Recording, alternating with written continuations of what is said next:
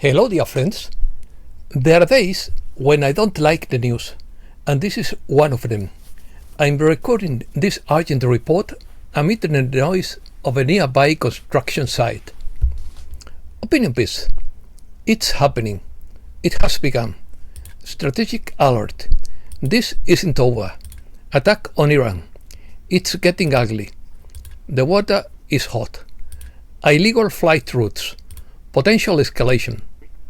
Something is cooking. Elon Musk apologizes. The chessboard moves. Tension in the network. Silence from the Vatican. More flights will come on. Frozen financial systems. Troubles beneath surface. Playing with a lion's tail. Tension in the Middle East. Starlink tracks escape planes. Global neutralization protocol. Let's start. It's happening silently, but it's happening. The silence confirms that the operation is not over. It's not even close. But the silence has been broken with the attack on Iran. The network is straining, but it's still moving. We are watching it unfold in real time. The system is heating up, and once it's ready, the evidence cannot be suppressed. This isn't over. More names will be revealed. More lights will come on. Keep watching. Keep deciphering. Keep waiting. Because what happens next won't be reported on CNN. While the media obsesses over polls and parades, the real power moves in the shadows. And right now, those shadows are filled with aircraft carriers, classified information, and satellite positioning. EBS node testing continues unabated. The synchronization test is rumored to take place today, Friday, June the 13th. Behind the scenes, the Starlink network continues testing EBS emergency transmission systems in conjunction with the Coalition Communications Network. According to sources, Phase 2 testing is processing smoothly, and signal hopping is now being mapped using encrypted civilian and military towers. According to Mike Adams, 4 threats are emerging simultaneously: the risk of war against Iran, escalation with Russia due to an expected retaliatory attack, an internal war with violent rioters, and then a potential conflict with China. Let's hope this Friday the 13th doesn't live up to its bad reputation. Dozens arrested in protest against the raids in several cities. Violent rioters who believe they are fighting for a just cause are unknowingly working for the dark side at a time when humanity's liberation is approaching. President Trump hasn't issued a single comment, which means the operation is still underway, because silence is power when the Trump is still active. If he remains firm, they will continue to panic, guess, expose themselves, and make irreversible digital mistakes. NGO figures are quietly disappearing from public view. Financial bottlenecks are being activated in the oil pipelines linked to the Vatican and the UN.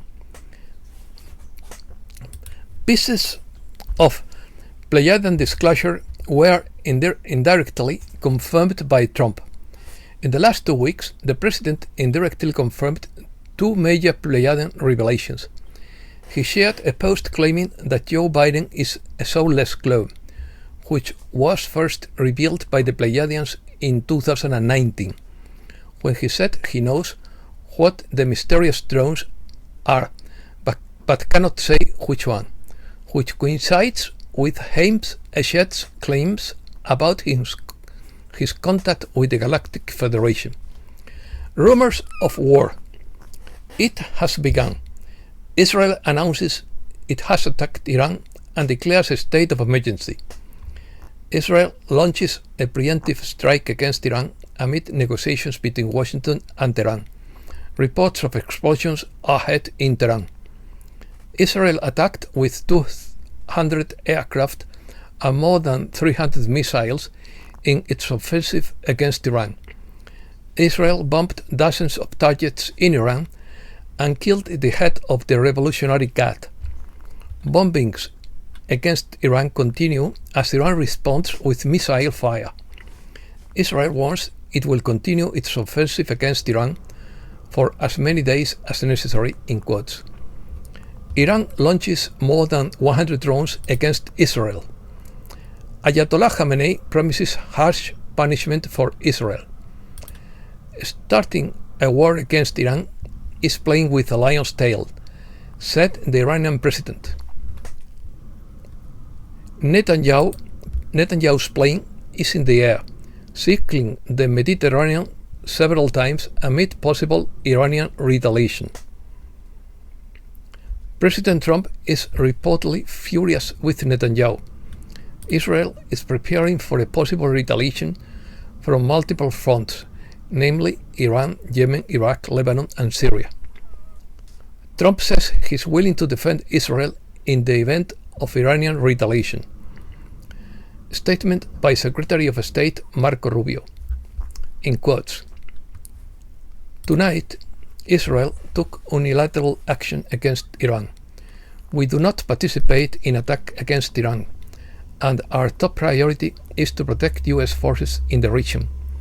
Israel has informed us that it believes this action is necessary for its own defense. President Trump and his administration have taken all necessary steps to protect our forces and maintain close contact with our regional partners. Let us be clear, Iran must not attack US interests or personnel." Netanyahu calls the attack on Iran very successful. They are exaggerating the severity and success of the attack on Iran. In the first wave of attacks, Iran shot down 15 of 18 missiles. Iran already moved all of its main equipment to deep underground areas days or weeks ago. The only thing being attacked are empty buildings in remote areas. The elimination of a few leaders and scientists doesn't affect Iran. It only enrages them even more. Is a nuclear war possible? The Galactic Federation would prevent it. There would be a massive influx of ships. I'm not worried. What happened in the past should serve as a lesson, and it doesn't need to happen again. Middle East. Trump frustrated by Iran's aggressiveness in nuclear negotiations. Iran responds to Washington threats. All US bases within our reach. US on high alert for an Israeli attack on Iran, reports the Washington Post. The Al-Qaeda leader has called on Muslims in the US to wage jihad. Trump pressed Netanyahu to permanently end the Gaza war in a phone call. The Israeli Navy carried out major strikes against a Houthi-controlled port for the first time. Middle East tensions dumped CPI and increased supply in bonds, bullion, and black gold. Europe prepares for a lower open after Middle East evacuations and trade updates. The UN General Assembly approves a resolution sponsored by Spain in support of Palestine by 149 votes. Illegal flights.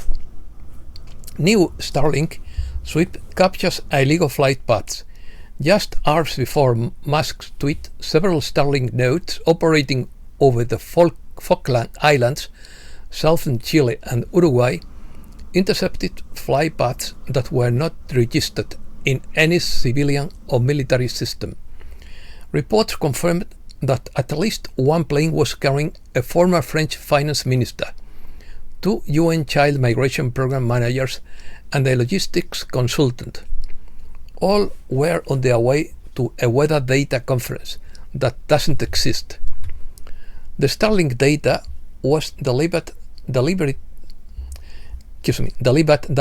to the Space Force, which is currently coordinating with the Argentine and Chilean armed forces. The aircraft were not shut down, but are under satellite tracking, meaning every movement, signal, and landing is recorded in real time. These flights are proof that the globalist network knows it's being watched and is trying to move people and assets before the next information release. Inside the leak, a source confirms that 7 new NGO executives are now under sealed indictment, directly linked to logistical routes channeled by Epstein through Africa, Haiti, and Southeast Asia. Frozen systems. Despite the media silence, the financial systems linked to the Vatican remain paralyzed. The internal SWIFT transactions detected on June 9th have not been resumed, and several transactions with Italy, Malta, and Slovenia are under financial review.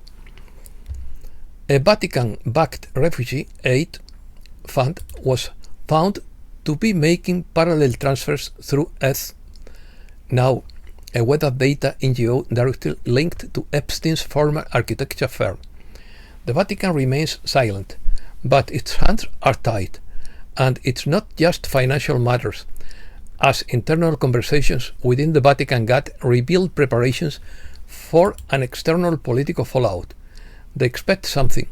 They just don't know when or how difficult it will be. Reconciliation. Musk spoke with Trump before posting his regret on X, according to a report. Several agencies spied on Musk's foreign associates during the Biden administration. Elon Musk regrets attacking Trump, according to Gay Stellar's Ethan White. On the morning of June 11th, Musk posted a message that has been viewed by more than 52 million people in a matter of hours. In quotes, "I regret some of my posts about President Trump last week. They went too far." Mainstream media outlets will call it an apology, but to those who understand what's really going on, it reads like a controlled pulse taking, a public reckoning as deeper operations continue. This wasn't Musk backing down. It was signaling that the second phase of the operation is already underway. Red Code. Breaking Red Alert. President Trump orders quiet evacuations as war signals flash in the Persian Gulf. No media warnings. Something is brewing, and it's starting at the top, according to Media Greer. The president rejects the Iran deal and orders the evacuation of embassies in the area. Maritime navigation in the Persian Gulf is on alert. The US is withdrawing non-essential personnel from embassies in Iraq, Bahrain, and Kuwait, without the Pentagon's change of command. This is moving faster than the headlines on orders from the White House. When President Trump meets with generals at Camp David and leaves declaring, in quotes, "I don't feel confident about a deal with Iran. It's not politics, it's a prelude. If you want peace, prepare for war," he said. Behind closed doors, the chessboard is moving, and now we are seeing the consequences. His style isn't casual. It's tactical ambiguity wrapped in fury. This time, Iran has run out of room to maneuver. There are also rare maritime alerts from the UK in the Persian Gulf.